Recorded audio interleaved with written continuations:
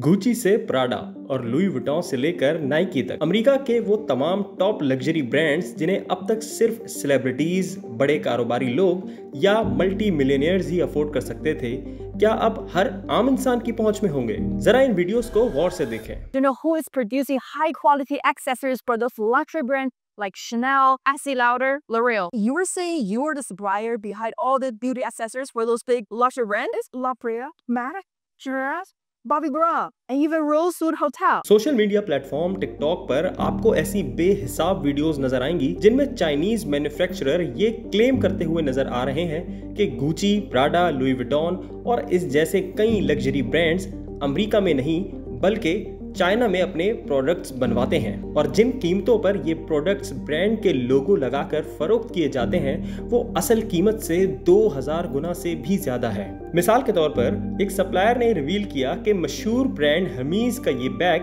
$34,000 यानी पाकिस्तानी 95,33,000 रुपए का बिकता है, जबकि इसकी असल प्रोडक्शन कॉस्ट सिर्फ $1,400 है यानी पाकिस्तानी 3,92,000 रुपए। और अगर बिना लोगो सेम क्वालिटी का बैग एक्चुअल प्राइस में लेना चाहता है तो वो हमसे डायरेक्ट खरीद सकता है। तो क्या वाकई ये लग्जरी ब्रांड्स भी मेड इन चाइना है या फिर ये चाइना और अमेरिका के दरमियान जारी ट्रेड वॉर का कोई हरबा है? दरअसल ये सब तब शुरू हुआ जब अमेरिकी सदर डोनाल्ड ट्रंप ने चाइना पर टैरिफ 145% से भी बढ़ाकर 245% कर दिए, जिसके बाद तेजी से ऐसी वीडियोस वायरल होने लगी जहां फैक्ट्रीज के अंदर मुख्तलिफ लग्जरी ब्रांड्स के प्रोडक्ट्स बनते दिखाई दे रहे हैं और उनकी कीमत निहायती कम बताई जा रही है। लेकिन ब्रांड्स ने इन दावों की तरदीद की है, जिसमें हमीज ब्रांड ने कहा है कि उनके बैग्स चाइना में नहीं बल्कि फ्रांस में बनाए जाते हैं। इसके बावजूद भी ये वीडियोस इतने वायरल हो रहे हैं कि चाइनीज ई कॉमर्स एप्स